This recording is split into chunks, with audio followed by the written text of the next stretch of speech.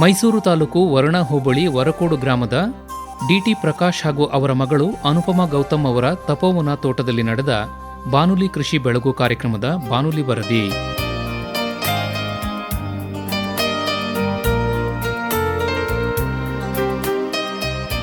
Akashvani Mysuru, Agriyana tourism private limited, Visvesvaraya development organisation Mysuru, Mysuru, Mandya, Chamarajanagar ಜಿಲ್ಲೆಗಳ ಪ್ರಾಂತೀಯ ಸಹಕಾರ ಸಾವಯವ ಕೃಷಿ ಸಂಘಗಳ ಒಕ್ಕೂಟ ನಿಯಮಿತ, ಸಮುದ್ಯತ ಶ್ರೋತೃ ಸಂಘ ಮೈಸೂರು, ಸಂಧ್ಯಾಕೃಷ್ಣ ನೇಚರ್ ಫಾರಂ, ದೊಡ್ಡ ಕವಲಂದೆ ಗ್ರಾಮ, ನಂಜನಗೂಡು ತಾಲೂಕು, ಕನಕಶ್ರೀ ಎರೆಗೊಬ್ಬರ ತಯಾರಿಕಾ ಉತ್ಪಾದನಾ ಘಟಕ, ಮಿಕ್ಕೆರೆ ಗ್ರಾಮ, ಕಿರುಗಾವಲು ಇವರ ಸಂಯುಕ್ತಾಶ್ರಯದಲ್ಲಿ ಬಾನುಲಿ ಕೃಷಿ ಬೆಳಗು ಕಾರ್ಯಕ್ರಮ ಮೈಸೂರು ತಾಲೂಕು ವರುಣಾ ಹೋಬಳಿ ವರಕೋಡು ಗ್ರಾಮದ ಶ್ರೀಯುತ ಡಿಟಿ ಪ್ರಕಾಶ್ ಹಾಗೂ ಅವರ ಮಗಳು ಶ್ರೀಮತಿ ಅನುಪಮಾ ಗೌತಮ್ ಅವರ ತಪೋವನ ತೋಟದಲ್ಲಿ ಜುಲೈ 27ರಂದು ಸೋಮವಾರ ಬೆಳಗ್ಗೆ 10 ಗಂಟೆಗೆ ಆಯೋಜಿತವಾಗಿತ್ತು.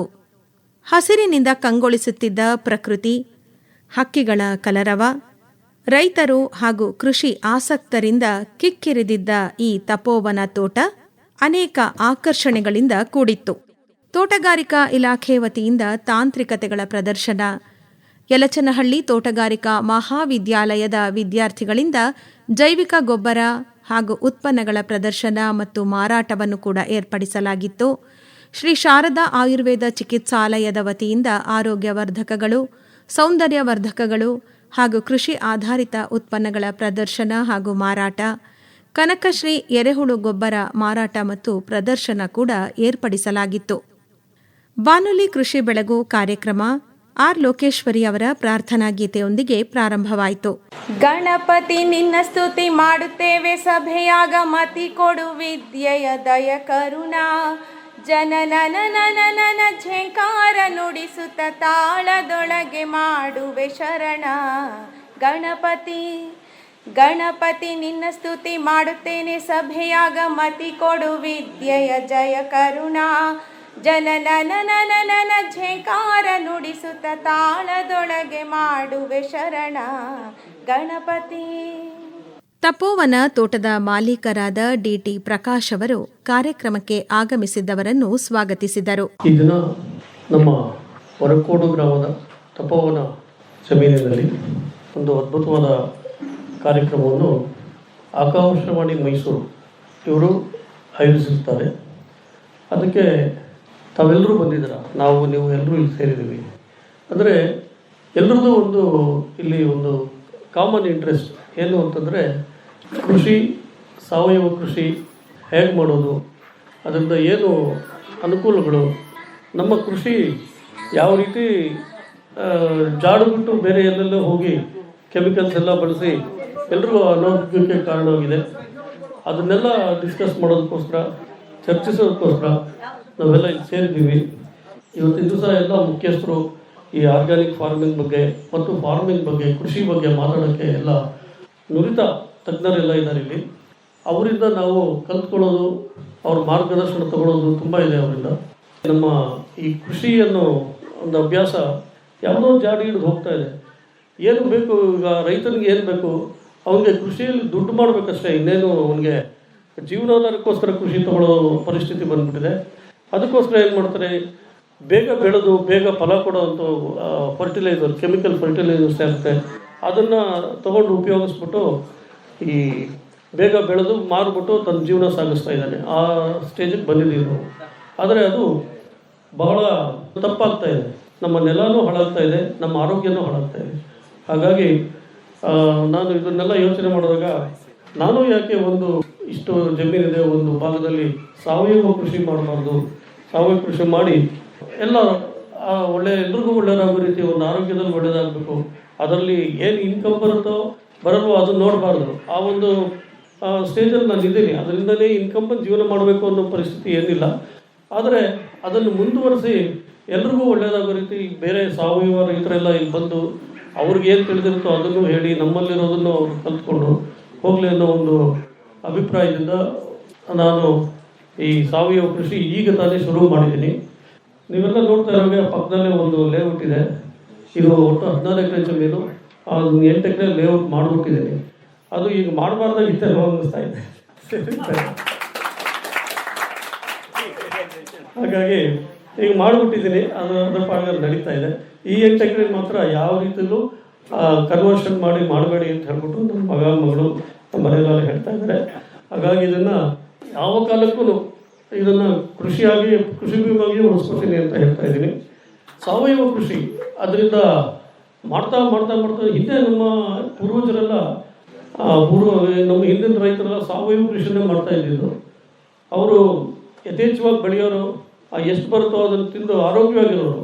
ಆರೋಗ್ಯದ ಬಗ್ಗೆ ಅವ್ರಿಗೆ ತುಂಬ ಕಾಳಜಿ ಇತ್ತು, ಖರ್ಚಿರ್ತಾ ಇರಲಿಲ್ಲ, ಯಾಕೆಂದರೆ ಅವ್ರು ಬೆಳೆಯೋ ಪದಾರ್ಥ ಆ ಥರ ಇತ್ತು. ಇವಾಗ ಏನಾಗಿದೆ ಅಂದರೆ ನಾವು ಈಗ ಬೆಳೀತಾ ಇರೋ ಕೆಮಿಕಲ್ ಫರ್ಟಿಲೈಸರಿಂದ ನಮ್ಮ ಆರೋಗ್ಯ ಹಾಳಾಗ್ತಾ ಇದೆ. ಎಷ್ಟೇ ಇನ್ಕಮ್ ಬಂದರೂ ಆರೋಗ್ಯ ಕಾಪಾಡ್ಕೊಳ್ಳೋಕ್ಕೆ ಸಾಕಾಗ್ತಾ ಇಲ್ಲ, ಹಾಗಾಗ್ತಾ ಇಲ್ಲ. ಅದನ್ನು ನಾವು ಹಿನ್ನೆಟ್ಟಿ ಮುಂದೆ ನಮ್ಮ ಭೂಮಿನ ಫಲವತ್ತಾಗಿರಿಸಿ ಎಲ್ಲರೂ ಆರೋಗ್ಯವಾಗಿರೋ ಒಂದು ಪದಾರ್ಥಗಳನ್ನು ಬೆಳಿಬೇಕು ಅನ್ನೋ ಒಂದು ಇರಾದೆ ಇದೆ. ಹಾಗಾಗಿ ನಿಮ್ಮೆಲ್ಲರ ಸಹಕಾರದೊಂದಿಗೆ, ಯಾಕೆಂತಂದರೆ ಈ ಆರ್ಗ್ಯಾನಿಕ್ ಫಾರ್ಮಿಂಗ್ ಮಾಡಬೇಕಾದ್ರೆ ಸಾವಯವ ಕೃಷಿ ದುಡ್ಡು ಸ್ವಲ್ಪ ಖರ್ಚಾಗುತ್ತೆ, ಕೃಷಿಯಲ್ಲಿ ಜಾಸ್ತಿ ಖರ್ಚಾಗುತ್ತೆ. ಆದರೆ ಬರ್ತಾ ಅದರ ಖರ್ಚು ಕಡಿಮೆ ಆಗುತ್ತೆ, ಇನ್ಕಮ್ ಜಾಸ್ತಿ ಆಗುತ್ತೆ. ನಮ್ಮ ಭೂಮಿಯ ಫಲವತ್ತತೆ ಜಾಸ್ತಿ ಆದಾಗ ನಮ್ಮ ಇನ್ಕಮ್ಮು ಜಾಸ್ತಿ ಆಗುತ್ತೆ. ಆಮೇಲೆ ಆರೋಗ್ಯ ಚೆನ್ನಾಗಿ ಇಂಪ್ರೂವ್ ಆಗುತ್ತೆ, ನಮ್ಮ ಆರೋಗ್ಯದ ಕಡೆ ಖರ್ಚು ಕಡಿಮೆ ಆಗುತ್ತೆ. ಹಾಗಾಗಿ ಇದೆಲ್ಲ ಅನುಕೂಲಗಳು ಯಾವ ರೀತಿಯಲ್ಲಿ ಎಷ್ಟಿದೆ ಅನ್ನೋದನ್ನು ನಮ್ಮ ತಜ್ಞರೆಲ್ಲ ಹೇಳ್ತಾರೆ.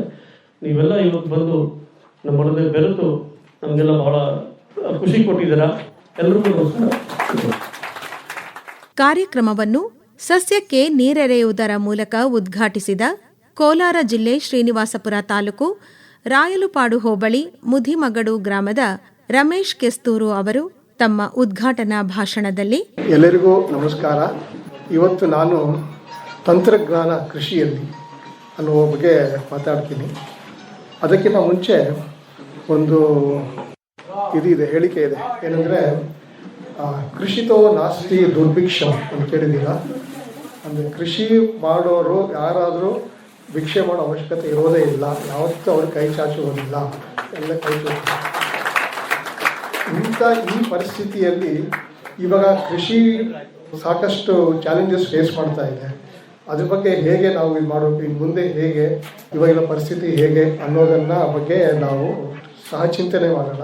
ಇನ್ನೊಂದು ಹೇಳ್ತಾರೆ, ಕೋಟಿ ವಿದ್ಯೆಗಳಲ್ಲಿ ಮೇಟಿ ವಿದ್ಯೆ ಮೇಲು ಅಂತ ಅಲ್ವಾ. ಸೊ ದೈವಾನುಗ್ರಹ, ನಾವು ಸಾಕಷ್ಟು ಟೆಕ್ನಾಲಜಿಯಲ್ಲಿ ಸಾಕಷ್ಟು ಕಲ್ತಿದ್ದೀನಿ, ಪ್ರಾಕ್ಟೀಸ್ ಮಾಡಿದ್ದೀನಿ. ಇನ್ಫೋಸಿಸಲ್ಲಿ ಸುಮಾರು ವರ್ಷ ಕೆಲಸ ಮಾಡಿದ್ದೆ. ಇವಾಗ ಮತ್ತೆ ನಾನು ಕೃಷಿಗೆ ಬಂದಿದ್ದೀನಿ. ಅದರಲ್ಲೇ ಪ್ರೂವ್ ಮಾಡುತ್ತೆ ಕೋಟಿ ವಿದ್ಯೆಗಳಲ್ಲಿ ಯಾವ ವಿದ್ಯೆ ಮೇಲು ಅಂತ. ನಾವು ತಂತ್ರಜ್ಞಾನ ಕಲಿತರು ಈಗ ಕೃಷಿ ಮಾಡ್ತಾ ಇದ್ದೀವಿ. ಅದರಲ್ಲೂ ವಿಶೇಷತೆ ಏನು ಅಂದರೆ, ನಾನು ಕೃತಕ ಬುದ್ಧಿಮತ್ತೆಯನ್ನು ಕೃಷಿಗೆ ಹೇಗೆ ಅಳವಡಿಸ್ಬೋದು ಅನ್ನೋ ವಿಷಯದಲ್ಲಿ ನನ್ನ ಸಂಶೋಧನೆ. ಸಾಯಿಲ್ ಹೆಲ್ತ್, ಏನೇ ಬೆಳಿಬೇಕೇನೋ ಬೇಕಂದ್ರೆ ಮೂಲಭೂತ ಏನು ಕಾರಣ ಅಂದರೆ 4 M's. ಒಂದು moisture, manure, microbes and mulch. So ಇದನ್ನು ನೀವು ಯಾವುದೇ ಕೃಷಿ ತಗೊಳ್ಳಿ, ಇವಾಗ ಆರ್ಗ್ಯಾನಿಕ್ ಫಾರ್ಮಿಂಗ್ ಅಂತೆ, ಬಯೋಡೈವರ್ಸಿಟಿ ಫಾರ್ಮಿಂಗ್ ಅಂತೆ, ಪರ್ಮಾಕಲ್ಚರ್ ಅಂತೆಲ್ಲ ಏನೇ ಮಾಡಿದ್ರು ಈ 4 ಅಂಶ ಆಧಾರಿತವಾಗಿರುತ್ತೆ. ಒಂದು ಮೆನ್ಯೂರ್ ಅಂದರೆ ಕೊಟ್ಟಿಗೆ ಗೊಬ್ಬರ, ಇನ್ನೊಂದು ಮಾಯಿಶ್ಚರ್ ತೇವಾಂಶ, ಗಿಡಗಳಿಗೆ ತುಂಬ ನೀರು ಬೇಕಾಗೋದಿಲ್ಲ, ಆ ಕೊಡೋ ಗೊಬ್ಬರ ಅರಗಿಸ್ಕೊಂಬಕ್ಕೆ ತೇವಾಂಶ ಇದ್ದರೆ ಸಾಕು. ಇನ್ನೊಂದು ಮೈಕ್ರೋಬ್ಸ್ ಅಂದರೆ ಸೂಕ್ಷ್ಮ ಜೀವಿಗಳು, ಅದು ನಮಗೆ ಗೊತ್ತಿಲ್ದಿರ ಹಗಲು ರಾತ್ರಿ ಕೆಲಸ ಮಾಡುತ್ತೆ. ಇನ್ನೊಂದು ಮಲ್ಚ್, ಎವೋ ಟ್ರಾನ್ಸ್ಪಿರೇಷನ್, ಬಿಸಿಲಿಗೋಸ್ಕರ ನೀರು ಆವಿಯಾಗಿ ಹೋಗದಿರೋದಕ್ಕೆ ಮಲ್ಚ್. ನೀವು ಯಾವುದೇ ಕೃಷಿ ಪದ್ಧತಿ ನೋಡಿದ್ರೆ ನೀವು ಅದು ಈ 4 ಆಧಾರಿತ ಆಗಿರುತ್ತೆ. ಸೊ ಇದನ್ನು ಹೇಗೆ ನಾವು ಮುಂದೆ ಹೋಗ್ಬೇಕಾದ್ರೆ ಹಿಂದೆ ನೋಡ್ಕೊಂಡು ಹೋಗ್ಬೇಕು ನಾವು, ಅಂದರೆ ರೇರ್ ವ್ಯೂ ಮಿರರ್ ನೋಡ್ಕೊಂಡು ಮುಂದೆ ಹೋಗ್ಬೇಕು ನಾವು. ಇದಕ್ಕಿಂತ ಮುಂಚೆ ಹೇಗೆ ನಡೀತಾ ಇತ್ತಿದು, ಕೃಷಿ ತುಂಬ ಚೆನ್ನಾಗಿ ಆಗ್ತಾ ಇತ್ತು. ಆವಾಗ ನಮ್ಮೂರಲ್ಲಿ ವರ್ಷಕ್ಕೆ 2 ವೇಳೆ ಭತ್ತ ಬೆಳೀತಾ ಇದ್ರು. ಇವಾಗ ಕೆರೆಗಳಲ್ಲಿ ಕುಡಿಯೋಕ್ಕೆ ನೀರಿಲ್ಲ, ಇವಾಗ ಅಂಥ ಪರಿಸ್ಥಿತಿ ಬಂದಿದೆ ಇವಾಗ. ಸೊ ಅದನ್ನು ನಾವು ದೀರ್ಘ ಆಲೋಚನೆ ಮಾಡಿ ನೋಡ್ತೀವಿ ಅಂದರೆ, ಅಲ್ಲಿ ಈ ಹೊಂಗೆ ಸೊಪ್ಪನ್ನೆಲ್ಲ ತೆಗೆದು ಇದಕ್ಕೆ ಗದ್ದೆಗೆ ಹೊಡಿತಾ ಇದ್ರು, ಅದೆಲ್ಲ ಇಲ್ಲವೇ ಇಲ್ಲ ಇವಾಗ. ಸೊ ಸಾಯಿಲ್ ಮಾಯಿಶ್ಚರ್ ನೋಡ್ಕೊಂಬಕ್ಕೆ ಅದನ್ನು ಮಾಡಬೇಕಂದ್ರೆ ನಾವು ಹಿಂದೆ ನೋಡ್ತೀವಿ ಅಂದರೆ, ಸೊ ಆವಾಗ ನೋಡ್ತಿದ್ರೆ ಆವಾಗ if you have maintain the soil health. ಇನ್ನೊಂದು ತುಂಬ ಇವಾಗ ಬಂದಿರೋ ವೈಜ್ಞಾನಿಕ ತಿಳುವಳಿಕೆ ಇದು, gut health and soil health they are directly correlated. ಭೂಮಿ ತಾಯಿ ಅಲ್ಲಿರೋ ಮೈಕ್ರೋಬ್ಸು ನಮಗಿರೋ ಮೈಕ್ರೋಬ್ಸು ವ್ಯತ್ಯಾಸನೇ ಇಲ್ಲ. ಸೊ ಭೂಮಿ ತಾಯಿಯಲ್ಲಿ ಮೈಕ್ರೋಬ್ಸ್ ಚೆನ್ನಾಗಿತ್ತು ಅಂದರೆ ನಮ್ಮ ಹೊಟ್ಟೆ ತಂಪಾಗಿರುತ್ತೆ.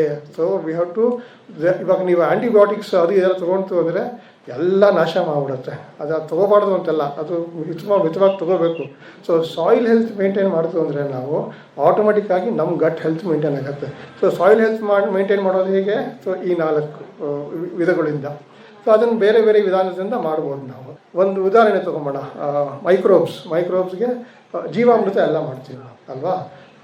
ಸಾವಯವ ಕೃಷಿಲಿ ಜೀವಾಮೃತ ತುಂಬ ಒಳ್ಳೆಯದು. ಅದು ಆ್ಯಕ್ಚುಲಿ ಅದು ಜೀವಾಮೃತ ಇವಾಗ ಏನು ಮಾಡ್ತಾ ಇರೋದು ಅಂದರೆ ಏನಾಗುತ್ತೆ ಅಂದರೆ ಒಂದು ವಿಧಾನದಲ್ಲಿ ಮಾಡ್ತೀವಿ. ಹಸು ಸಗಣಿ, ಗಂಜಲ, ಬೆಲ್ಲ ಅದೆಲ್ಲ ಹಾಕಿ ಮಾಡ್ತೀವಿ ನಾವು ಅಲ್ವಾ.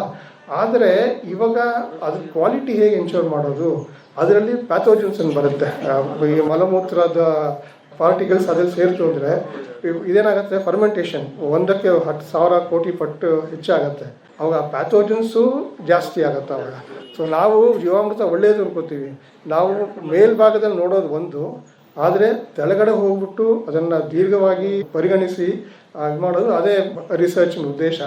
ಬಯಾಲಜಿಕಲ್ ಪ್ರಾಸೆಸ್ ಇವಾಗ ನೋಡ್ತು ಅಂದರೆ ನಾವು ಈ ಬಯೋಡೈಜೆಸ್ಟರ್ಸ್, ಬಯೋಗ್ಯಾಸ್ ಪ್ಲಾಂಟ್ ಎಲ್ಲ ಇದೆಯಲ್ಲ, ಅದು ಬಯಾಲಜಿಕಲ್ ಪ್ರಾಸೆಸ್. ಅದು ಈ ಜೀವಾಮೃತನೂ ಅಷ್ಟೇ ಬಯಾಲಜಿಕಲ್ ಪ್ರಾಸೆಸ್. ಇವಾಗ ಏನಾಗಿದೆ, ಅದಕ್ಕೆ ತಂತ್ರಜ್ಞಾನ ಬಂದಿದೆ. ಇವಾಗ ಆಟೋಮೇಟೆಡ್ ಎಲ್ಲ ಮಾಡ್ತಾರೆ. ಸೊ ನಾವು ಸಾವಯವ ಕೃಷಿಲಿ ನಾವು ಮಾಡ್ತಿರೋ ಸಂಶೋಧನೆ ತಂತ್ರಜ್ಞಾನ ಸಾವಯವ ಕೃಷಿಲಿ ಅಳವಡಿಸ್ಬೋದಾ? ಸೊ ಅದೇ ಜೀವಾಮೃತ ಮಾಡ್ತಿದ್ದೀವಿ ನಾವು. ಅದನ್ನು ನಾವು ಪ್ರಾಸೆಸ್ ಕಂಟ್ರೋಲ್ ಅದನ್ನು ತಂತ್ರಜ್ಞಾನ ಮೂಲಕ ಮಾಡ್ಬೋದು. Any biological process control can be done. So ಅದನ್ನು ಇನ್ಪುಟ್ ನೋಡಿ ಅದ್ರದ್ದು ಮಾಯಿಶ್ಚರು, ಟೆಂಪ್ರೇಚರು ಅಂತೆಲ್ಲ IoT ಸೆನ್ಸರ್ಸ್ ಅಂತೆಲ್ಲ ಬರುತ್ತೆ ಇವಾಗ. ಸೊ ಹೇಗೆ ಮಾಡ್ಬೋದು ಅಂದರೆ ಒಂದು ಕಡೆ ಕ್ಲೀನಾಗಿ, ಒಂದು ಕಡೆ ಸಗಣಿ, ಗಂಜಲ, ಏನೇನು ಬೇಕೋ ಬೆಲ್ಲ ಅದೆಲ್ಲ ಒಂದು ಕಡೆ ಕಂಟೈನರಲ್ಲಿ ಇಟ್ಬಿಟ್ಟು ಒಂದು ಮೆಷಿನ್ಗೆ ಬಂದ್ಬಿಟ್ಟು ಅದನ್ನು ಫಿಲ್ಟ್ರ್ ಮಾಡಿ ಅದನ್ನು ಪ್ರಾಸೆಸ್ ಮಾಡಿ ಅದನ್ನು ಡೈರೆಕ್ಟಾಗಿ ನೀವು ಡ್ರಿಪ್ಪಿಗೆ ಕೊಡ್ಬೋದು. ಆ ಥರ ಮಾಡೋ ಅವಕಾಶಗಳಿದೆ. ಅವಾಗ ಕ್ವಾಲಿಟಿನೂ ಇನ್ಶೋರ್ ಆಗುತ್ತೆ. ಸೊ ಇದನ್ನು ನಾವು ತಂತ್ರಜ್ಞಾನ ಸಾವಯವದಲ್ಲಿ ಈ ಥರ ಉಪಯೋಗಿಸ್ಬೋದು. ಆ ಥರ ಎಷ್ಟೊಂದು ಮಾಡ್ಬೋದು. ನಾವು ಮಾವು ಬೆಳೆಗಾರರು. ಸೊ ಮಾವು ಬೆಳೆಗಾರರಲ್ಲಿ ಜೊತೆಗೆ ನಾವು ಒಂದು ಕಾಡು ಕೃಷಿ ಅಂತ ಮಾಡ್ತೀವಿ, ಅದ್ರ ಬಗ್ಗೆ ಮಾತಾಡ್ತೀನಿ. ಅದರಲ್ಲಿ ನಾನು PhD ಮಾಡೋಕ್ಕೆ ನಂದು PhD topic aerial robotics. Drone ಹಾರಿಸಿ ತೋಟದಲ್ಲಿ ಕಂಡಿರೋದು. ನಾವು ಮ್ಯಾಂಗೋ ಎಸ್ಟಿಮೇಷನ್ ಅಂತ ಮಾಡಿದ್ದೀವಿ. ಇವಾಗ ತೋಟ ಹಾರಿಸ್ಬಿಟ್ಟು ಕೃತಕ ಬುದ್ಧಿಮತ್ತೆ ಉಪಯೋಗಿಸ್ಬಿಟ್ಟು ಆ ಡ್ರೋನಲ್ಲಿ ಎಷ್ಟು ಹಣ್ಣುಗಳಿದೆ ಅಂತ ನಾವು ಎಸ್ಟಿಮೇಟ್ ಮಾಡ್ಬೋದಾ ಅಂತ. ಅದೇನಾಗಿದೆ ಅಂದರೆ ಬೇರೆ ದೇಶದಲ್ಲಿ ನಾವು ಬೆಳೆಯೋದಿಲ್ಲ ಜಾಸ್ತಿ, ನಾವೇ ಬೆಳೆಯೋದು ಜಾಸ್ತಿ. ಸೊ ಈ ತಂತ್ರಜ್ಞಾನನ ನಾವು ನಮ್ಮ ಸಮಸ್ಯೆಗಳಿಗೆ ಪರಿಹಾರ ಕೊಡ್ಬೋದಾ? ಅವ್ರಿಗೆ ಪಾಶ್ಚಾತ್ಯ ದೇಶಗಳಲ್ಲಿ 6 ತಿಂಗಳು ಸ್ನೋ ಇರುತ್ತೆ, 6 ತಿಂಗಳು ಮಳೆ ಇರುತ್ತೆ, ಅವ್ರ ತಕ್ಕಂತೆ ಅವರು ಸಮಸ್ಯೆಗಳು ಪರಿಹಾರ ಹುಡುಕ್ತಾರೆ.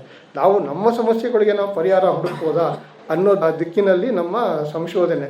ಹಾಗಾಗಿ ನಾವು ಡ್ರೋನ್ ಹಾರಿಸ್ಬಿಟ್ಟು ಕೃತಕ ಬುದ್ಧಿಮತ್ತೆ ವಿಷನ್ ಅಂತ ಬರುತ್ತೆ, ಕಂಪ್ಯೂಟರ್ ವಿಷನ್ ಅಂದರೆ ಕಂಪ್ಯೂಟರ್ಗೆ ಕಂಡು ಕೊಟ್ಟಂಗೆ ಅದನ್ನು ನೋಡ್ಬಿಟ್ಟು ನಾವು ಇದು ಮಾಡ್ಬೋದು. ಅದೆಲ್ಲ ತುಂಬ ಸೈಟಾಗಿ ಪಬ್ಲಿಷ್ ಆಗಿದೆ. ಅದು ಆ ಥರ ಒಂದು ಮಾಡ್ಬೋದಾ ಅಂತ ಇನ್ಫ್ಯಾಕ್ಟ್ ನನ್ನ PhD ಟಾಪಿಕ್ಕೇ ಅದು. Actually it's well sighted actually.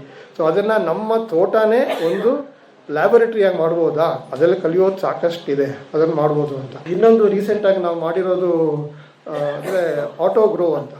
ಆಟೋಗ್ರೋ ಅಂದರೆ ಸ್ವಯಂ ಚಾಲಿತ ಕೃಷಿ.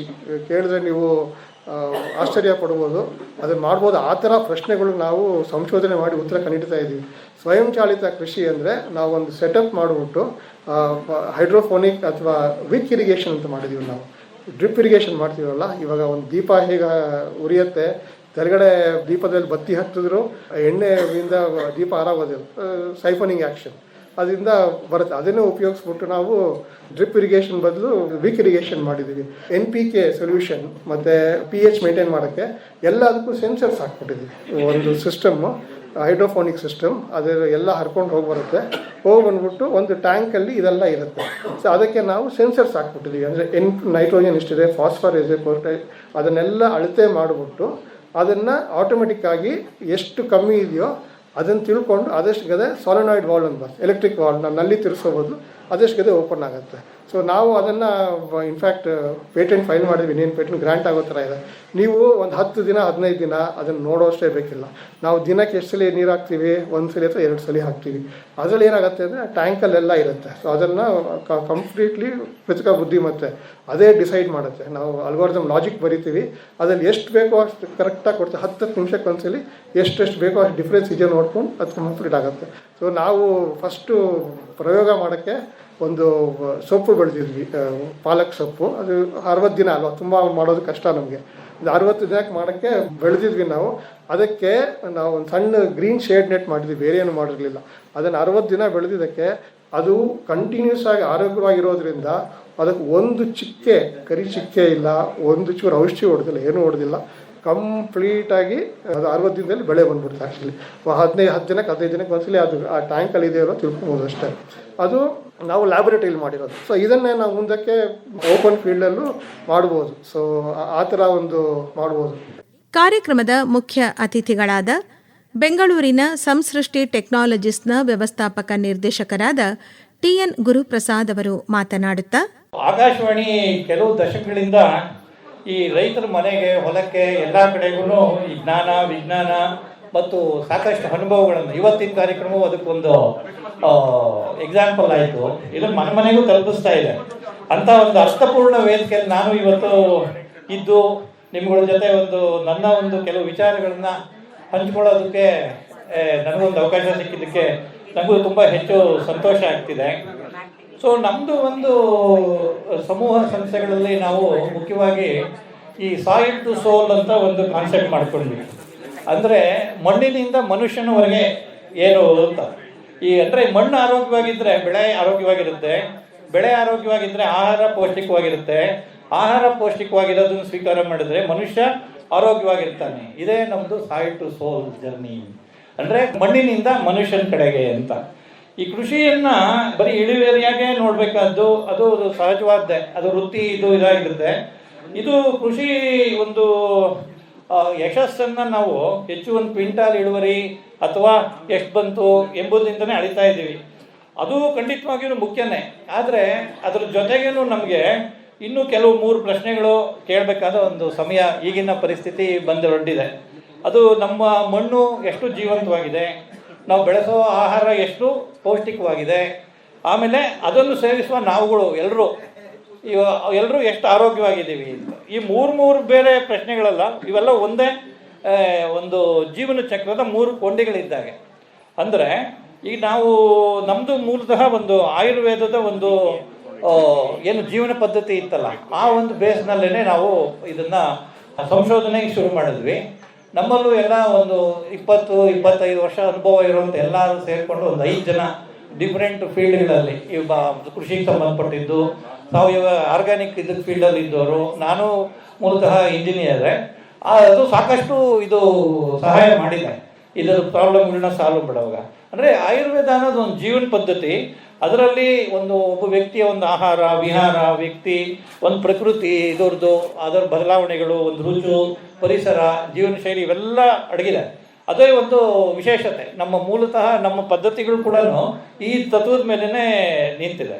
ಈಗ ನಮ್ಮದು ಈ ಶಾರದಾ ಆಯುರ್ವೇದ ಆ್ಯಂಡ್ ವೆಲ್ನೆಸ್ ಅಂತ ಶುರು ಮಾಡಿ ಆರೋಗ್ಯದ ಕಡೆ ಹೆಚ್ಚು ಗಮನ ಕೊಟ್ಟು ಸಾಕಷ್ಟು ಪ್ರಾಡಕ್ಟ್ಗಳನ್ನು ಒಂದು ಸಾಮಾನ್ಯ ಮನುಷ್ಯರಿಗೂ ತಲುಪಿಸ್ಬೇಕು ಅನ್ನೋ ಉದ್ದೇಶದಿಂದ ಶುರು ಮಾಡಿದ್ವಿ. ನಂತರ ಸಾಕಷ್ಟು ಪ್ರಾಬ್ಲಮ್ಗಳು ನಮಗೇನಾಗ್ತಿತ್ತು, ಎಲ್ಲ ಆಹಾರದ ಮೇಲೆ ಡಿಪೆಂಡ್ ಆಗ್ತಾ ಇತ್ತು.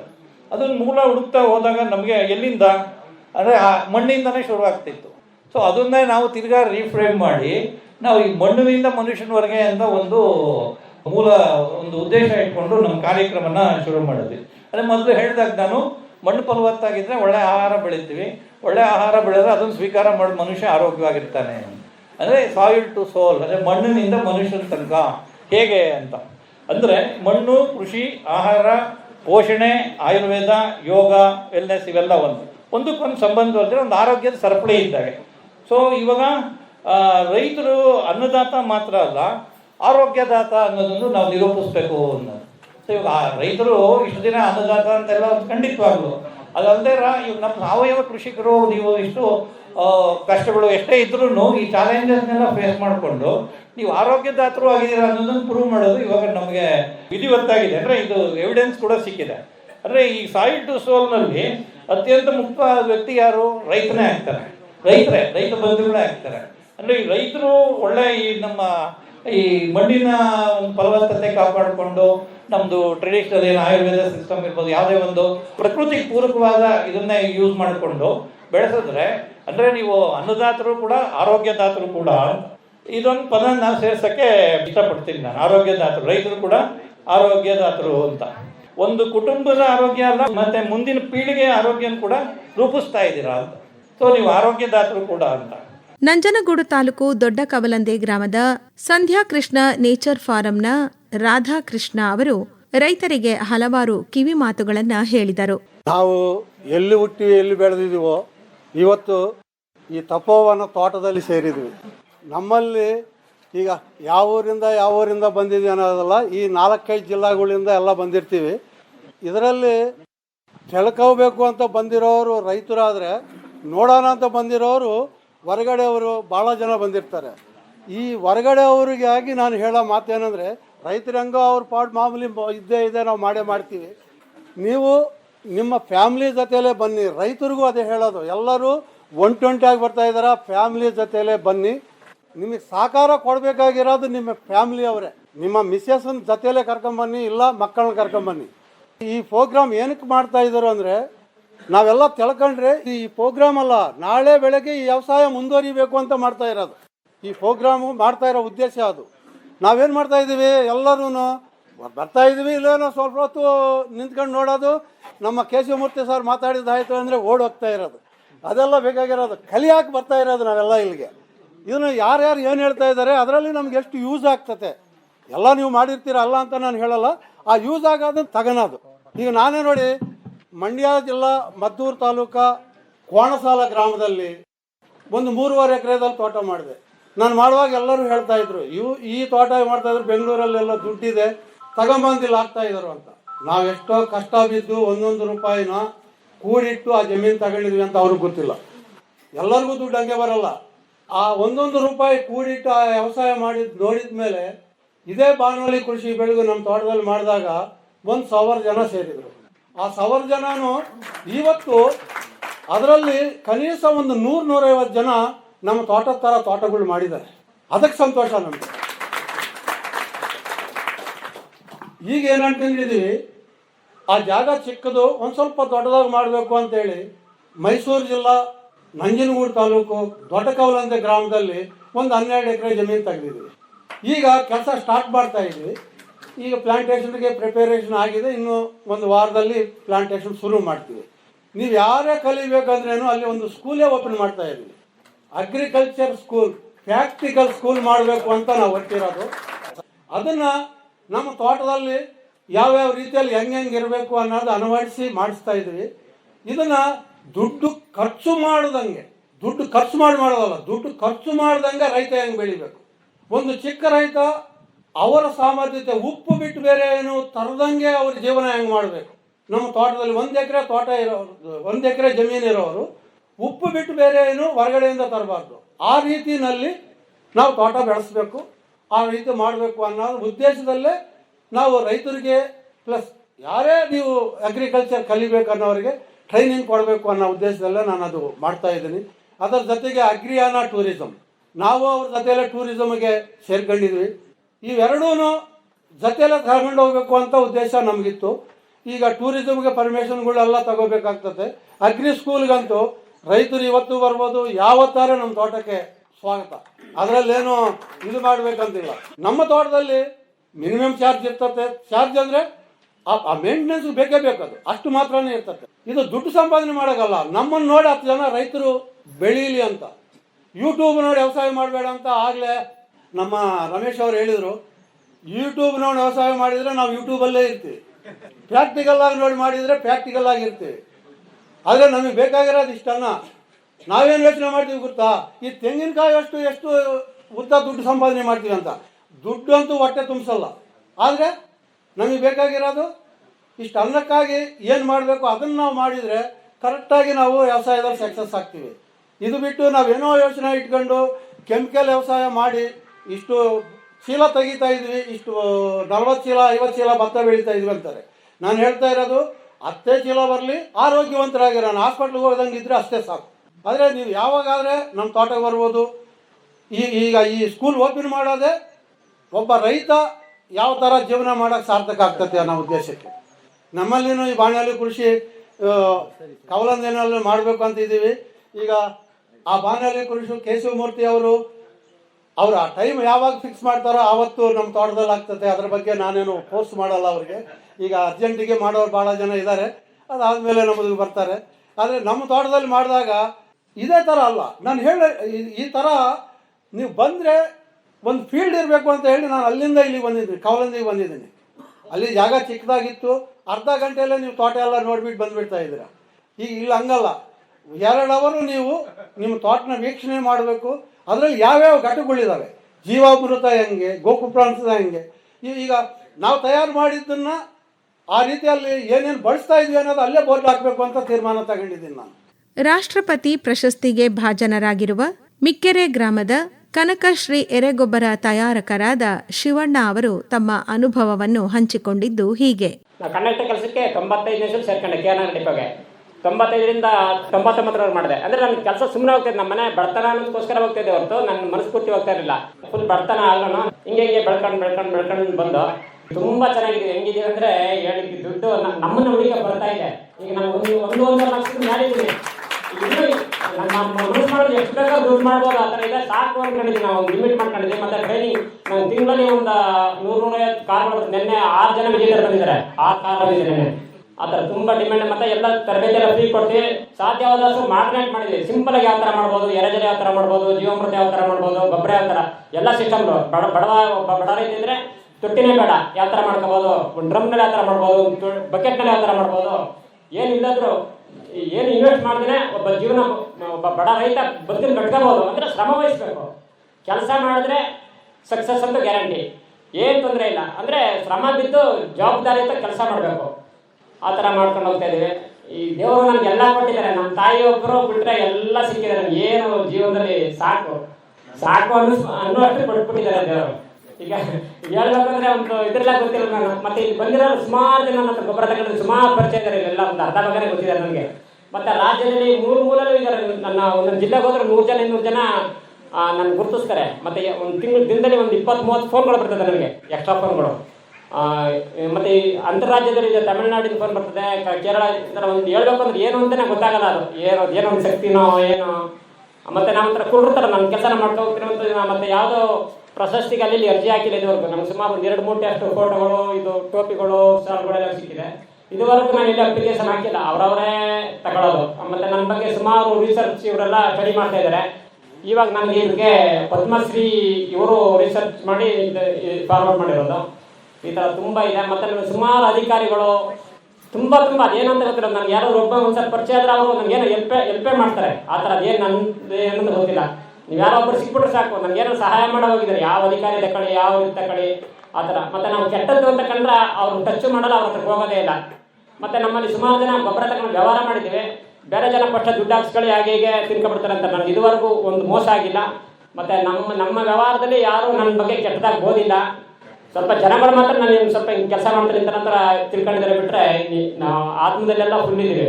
ತುಂಬ ಚೆನ್ನಾಗಿದೆ. ನಮಗೆ ಇದಕ್ಕೆಲ್ಲ ಮೂಲ ಆಕಾಶವಾಣಿ ಅಂತ ಹೇಳ್ಕೋಬೋದು. ಮತ್ತೆ ನಂದೆಲ್ಲ ಕೆಲಸ ನನ್ನ ಪ್ರಾರಂಭ ನಾನೇ ಮಾಡಿರೋದು. ಮತ್ತೆ ಒಂಟೆಂಟದ ಗಾಡಿ ನಾನೇ ಮಾಡಿರೋದು. ಮತ್ತೆ ಜರ್ನಲಿ ಮಾಡಿದ್ದು ಎಲ್ಲ ನಾವೇನೇನು ಕೆಲಸ ಎಲ್ಲ ನಾನೇ ಮಾಡ್ಕೊಬಿಡ್ತೀನಿ. ಈ ಸೀಟು ನಾನು ಹೊಡಿಬೇಕು, ಅದಕ್ಕೆ ಟೈಮ್ ಆಗ್ತಾ ಇದೆ. ನಾನೇ ಕೆಲಸ ಮಾಡ್ಬೇಕಲ್ಲ. ಮತ್ತೆ ಗೋಡೆಲ್ಲ ನಾನೇ ಕಟ್ಕೊಳ್ಳೋದು. 90 ಭಾಗ ನಮ್ಮದೇ. ಮತ್ತೆ ನಮ್ಮ ಮನೆಗೆ 90 ಭಾಗ ನಮ್ಮದೇ ಊಟ. ಏನು ತರಲ್ಲ, ನಾವೇ ಬೆಳ್ಕೊಳ್ತೀವಿ. ನಾವೇ ಭತ್ತ ಬೆಳಿತೀವಿ, ರಾಗಿ ಬೆಳಿತೀವಿ. ಗ್ಯಾಸ್ ಇದೆ, ಹಾಲಿದೆ, ಕೋಳಿ ಇದೆ, ಮೊಸರು ಇದೆ, ಗೊಬ್ಬರ ಇದೆ. ತಳಮಟ್ಟದ ಸಂಶೋಧಕ ಅಂತ ಕೊಟ್ಟಿದ್ದಾರೆ. ನಾನು ಇನ್ನೂ ಏನೋ ಸ್ಟಡಿ ಮಾಡ್ತಾ ಇದ್ದೀನಿ. ನಾನೀಗ ಏನೋ ದೊಡ್ಡ ಒಂದು ಉದ್ಯಮನೇ ಕಟ್ಬೋದು, ಅಷ್ಟು ಇದಿದೆ. ನೋಡುವ, ನಿಧಾನ ಮಾಡುವ, ಉದ್ಯೋಗ ಕೊಡುವ, ಹಳ್ಳಿನಲ್ಲೇ ಬದುಕು ಕಟ್ಕೊಳ್ಬೋದು ಅಂತ ನಾನು ಮಾಡ್ತೀನಿ. ಅಂದ್ರೆ ಹೇಳಲಿಕ್ಕೆ ಇಷ್ಟ ಇಲ್ಲ, ಮಾಡಿದ್ಮೇಲೆ ಹೇಳೋದು ನನ್ನ ತತ್ವ. ಇದೇ ಸಮಯದಲ್ಲಿ ಶ್ರೀ DN ಹರ್ಷ ಅವರು ಬರೆದ ಅನ್ನದಾತೋ ಸುಖೀ ಭವ ಪುಸ್ತಕ ಬಿಡುಗಡೆಯಾಯಿತು. ತಪೋವನ ತೋಟದ ಶ್ರೀಯುತ ಡಿಟಿ ಪ್ರಕಾಶ್ ಹಾಗೂ ಅವರ ಮಗಳು ಶ್ರೀಮತಿ ಅನುಪಮಾ ಗೌತಮ್ ಅವರಿಗೆ ಕೃಷಿ ರತ್ನ ಪ್ರಶಸ್ತಿಯನ್ನ ನೀಡಿ ಗೌರವಿಸಲಾಯಿತು. ಇದೇ ಸಂದರ್ಭದಲ್ಲಿ ಮಿಕ್ಕೆರೆ ಗ್ರಾಮದ ಕನಕಶ್ರೀ ಎರೆಗೊಬ್ಬರ ತಯಾರಕರು ಹಾಗೂ ರಾಷ್ಟ್ರಪತಿ ಪ್ರಶಸ್ತಿ ಪುರಸ್ಕೃತರಾದ ಶ್ರೀಯುತ ಶಿವಣ್ಣ ಹಾಗೂ ಅವರ ಧರ್ಮಪತ್ನಿ ಹೇಮಲತಾ ಅವರನ್ನು ಸನ್ಮಾನಿಸಲಾಯಿತು.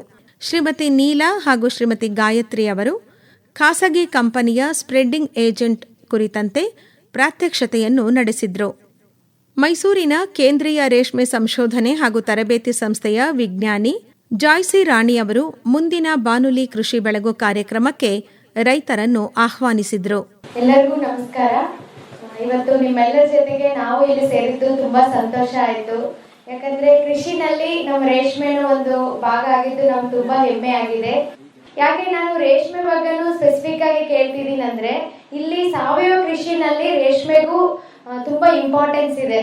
ಯಾಕಂದ್ರೆ ನಾವು 1 ಎಕರೆ ತೋಟದಿಂದ 1 ಎಕರೆ ಹಿಪ್ಪನೇರಳೆ ತೋಟ ಹಾಕಿದ್ರೆ 1 ವರ್ಷಕ್ಕೆ 1000 ಮೊಟ್ಟೆ ತನಕ ರೇರಿಂಗ್ ಮಾಡಬಹುದು. 1000 ಮೊಟ್ಟೆನಲ್ಲಿ ಈಗ ಇಂಪ್ರೂವ್ಡ್ ಮಲ್ಬರಿ ವೆರೈಟಿ V1 ಸಾಕಣೆ, ಅದರ ಜೊತೆಗೆ improved silkworm breed FC1 into FC2 rearing ಮಾಡ್ತಾ ಇರೋದ್ರಿಂದ ನಮ್ಮ ರೈತರೆಲ್ಲರೂ ಮಿನಿಮಮ್ ಆವರೇಜ್ ಅಲ್ಲಿ 75 kg per 100 EFS ಇಳುವರಿ ಬರುತ್ತೆ.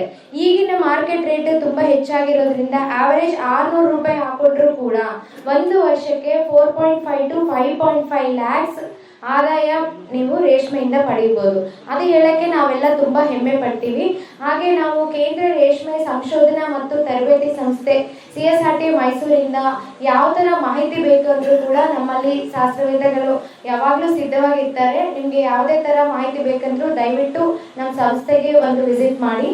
ಹಾಗೆ ಇವತ್ತಿನ ಪ್ರೋಗ್ರಾಮು ಜೊತೆಗೆ ನಾವು ಲಾಸ್ಟ್ ಇಯರ್ ರೇಷ್ಮೆ ಐಸಿರಿ ಅಂತ ಒಂದು ಸೀರೀಸ್ ನ ನಮ್ಮ all India radio Keshavamurthy sir support ಇಂದ ನಡೆಸಿದೀವಿ.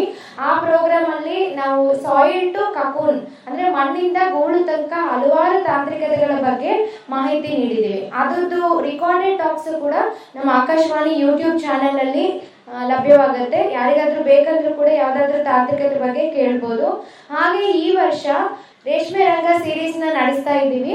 ಅದನ್ನು ತುಂಬಾ ಚೆನ್ನಾಗಿ ನಿಮ್ಮೆಲ್ಲರ ಸಹಯೋಗದಿಂದ ಸಕ್ಸಸ್ಫುಲ್ ಆಗಿ ಆಗ್ತಾ ಇದೆ.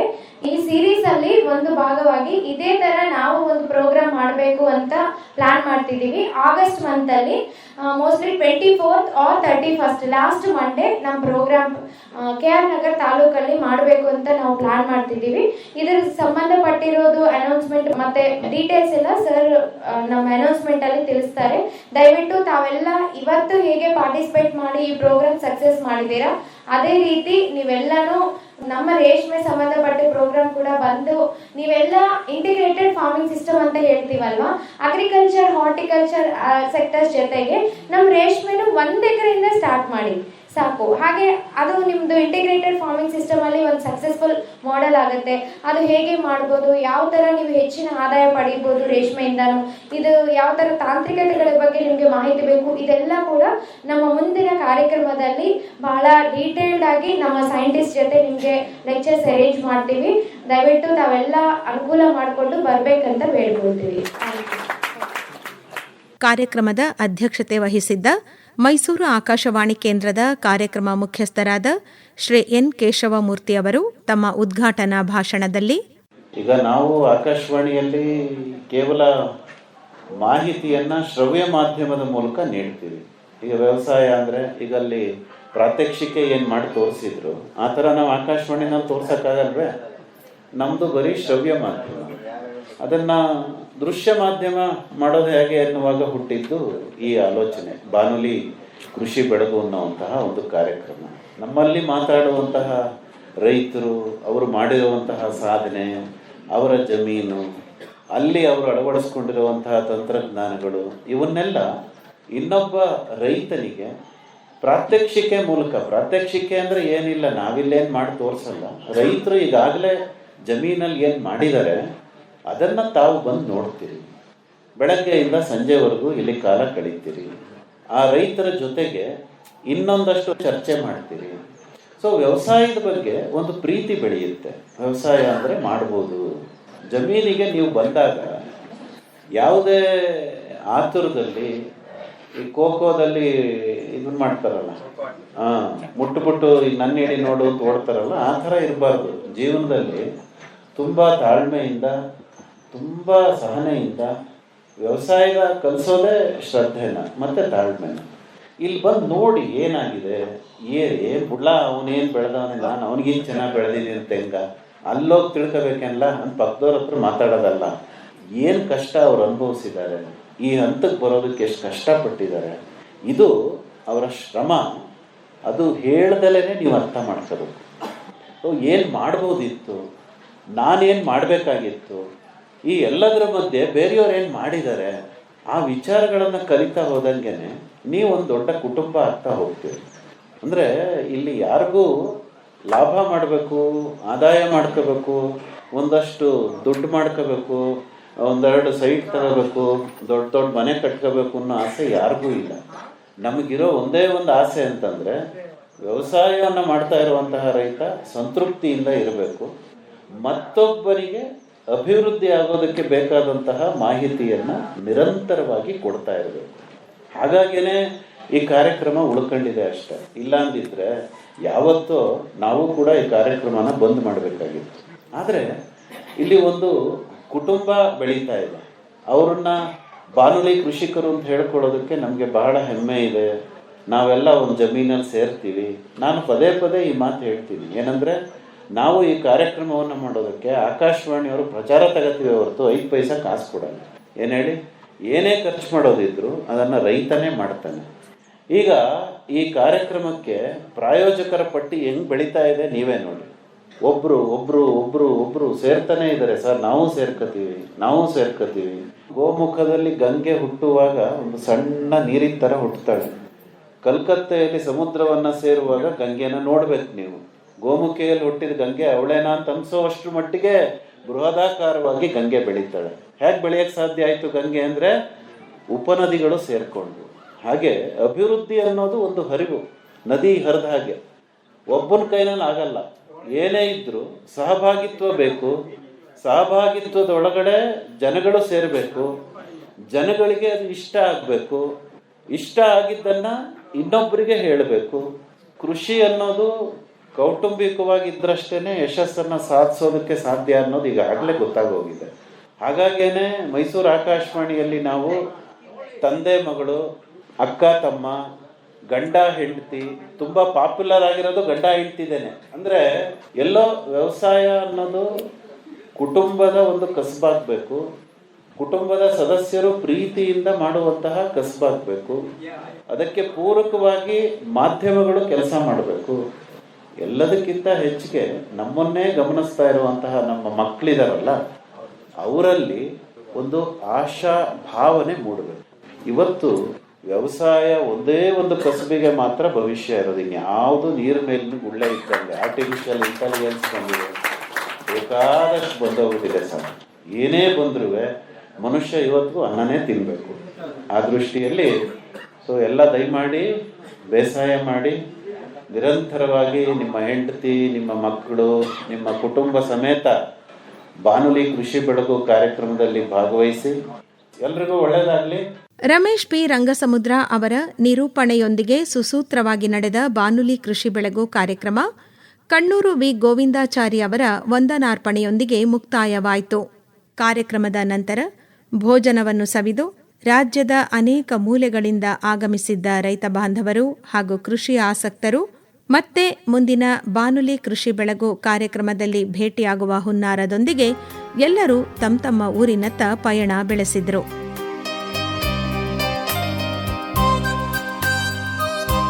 ಮೈಸೂರು ತಾಲೂಕು ವರುಣಾ ಹೋಬಳಿ ವರಕೋಡು ಗ್ರಾಮದ ಡಿಟಿ ಪ್ರಕಾಶ್ ಹಾಗೂ ಅವರ ಮಗಳು ಅನುಪಮಾ ಗೌತಮ್ ಅವರ ತಪೋವನ ತೋಟದಲ್ಲಿ ನಡೆದ ಬಾನುಲಿ ಕೃಷಿ ಬೆಳಗು ಕಾರ್ಯಕ್ರಮದ ಬಾನುಲಿ ವರದಿ ಕೇಳಿದಿರಿ. ಪ್ರಸ್ತುತಿ ಆರ್ ಲೋಕೇಶ್ವರಿ.